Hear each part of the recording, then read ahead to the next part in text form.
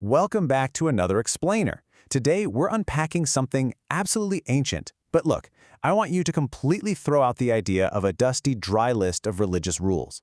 Instead, think of what we're looking at today as an epic, highly detailed psychological and spiritual map.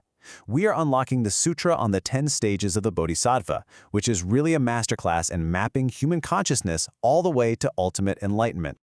Okay, let's dive into this. What we're actually looking at is a specific translation by the Tripitaka master GGU, dating all the way back to the Northern Wei dynasty. And it's not just some abstract philosophical treatise.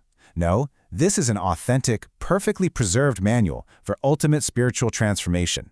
To make sure we don't get lost, we've broken this journey down into 6 key parts. First, the cosmic Vulture Peak. Then, the Bodhicitta paradox. Third, the 10 stages of awakening. Fourth, visions on the path. Fifth, the meaning of perfection. And finally, the ultimate spiritual reward. All right, starting right off with Section 1, the Cosmic Vulture Peak. You know, every great epic needs a setting that really matches its scale, right? Well, this text opens at Vulture Peak. But trust me, this is definitely not your average mountaintop gathering. The Sutra tells us there are 1,250 great monks and a staggering 10,000 bodhisattvas present. It's literally a cosmic crowd, and among them is this figure named Inexhaustible Wisdom. He stands up, arranges his robes, bares his right shoulder, which is a traditional sign of deep respect, and he asks the Buddha to explain something incredibly profound. He asks about the awakened mind, or bodhicitta. Like, how does one achieve it? What actually is it? And that single massive question kicks off everything we're about to explore. Which brings us to Section 2, the Bodhicitta paradox. Now, what's really interesting here is the fundamental tension in the Buddha's teachings. He essentially answers Inexhaustible Wisdom by saying, well, ultimate enlightenment, true bodhicitta, cannot actually be spoken of at all. It has no form, it doesn't exist in the past, present, or future. From the perspective of ultimate reality, there's no path to walk, and there's literally no one walking it. It is completely empty. But, and here's the paradox, while being entirely aware of this, the Buddha immediately pivots. He knows we live in conventional reality, so he goes ahead and provides a highly structured, step-by-step ladder anyway. He uses causes, conditions, and metaphors to try and explain the completely unexplainable.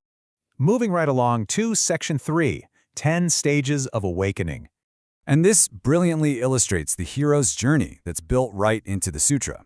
Because instead of just giving us a dry list to memorize, the text uses these incredibly visceral similes to make this rigorous ascent memorable. Just look at the progression here. The very first stage of the awakened mind is compared to the earth holding everything up.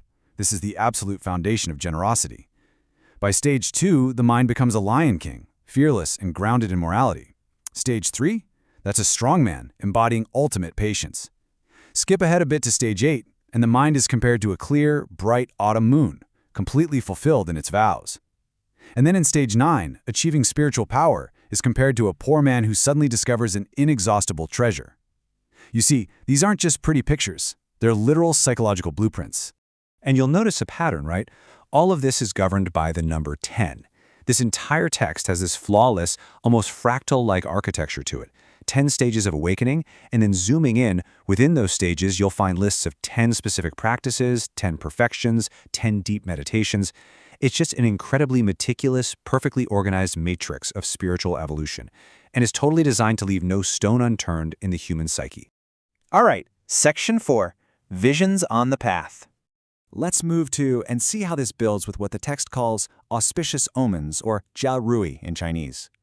As a practitioner enters the deep meditative concentration, the samadhi, of each stage, they start to experience these wild, super vivid visions. In the second stage, for instance, you might see the earth becoming perfectly flat, almost like a giant body of water. By the 5th stage, visions appear of women adorned with beautiful flower garlands. In the 7th, you vividly see yourself escaping terrifying hells on both your left and right. In the 8th stage, lion kings literally rest upon your shoulders, and by the 10th stage, you have a vision of yourself transforming into a golden Buddha, radiating light. Now, the key here is that these are not random hallucinations. They actually act as psychological checkpoints. They're internal confirmations that your mind is successfully breaking through to the next level of reality. Next up is Section 5, the meaning of perfection. So, the crucial point here is the mechanism driving all this, which is the Sanskrit word paramita, usually translated as perfection.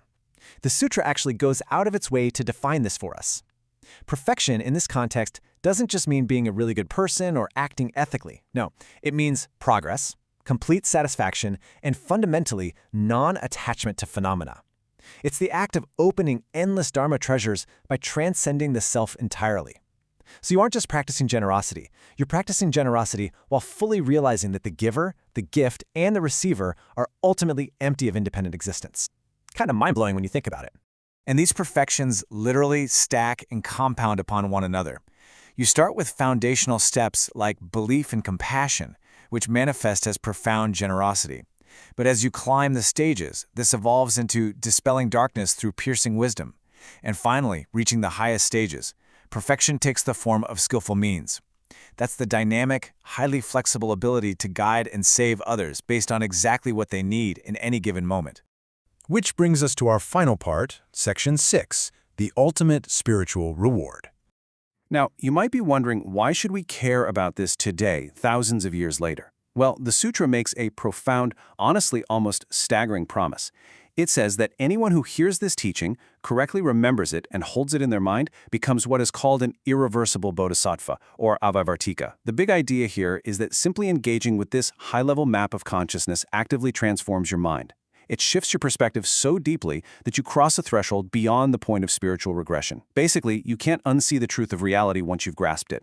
And for the advanced bodhisattvas who actually master these stages, the rewards are, well, cosmic. They gain access to Dharanis. Now, I want you to think of Dharanis not just as magical spells, but as mystical linguistic tools or codes that literally shape reality. The text lists them out. There's the Ocean Seal Dharani, the Boundless Light Dharani, the Dharani of entering all sentient beings. These are incredibly dynamic tools of ultimate empathy and power. They allow the awakened mind to manifest exactly what is needed to teach and liberate countless others, all simultaneously. It's powerful stuff.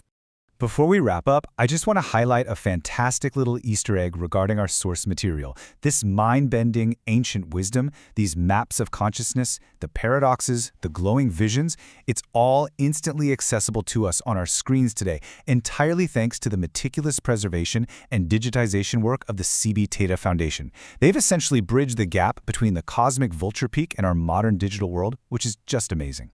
We've definitely covered a lot of ground today. We've mapped out the 10 stages, visualized those surreal omens, and embraced the paradox that the ultimate path is both completely empty and painstakingly structured. Remember, the text promises that just by hearing and understanding these concepts, your consciousness shifts. So I'll leave you with this. Having walked through this explainer today, has your mind already begun its own irreversible transformation? Keep exploring, keep questioning, and I'll catch you in the next explainer.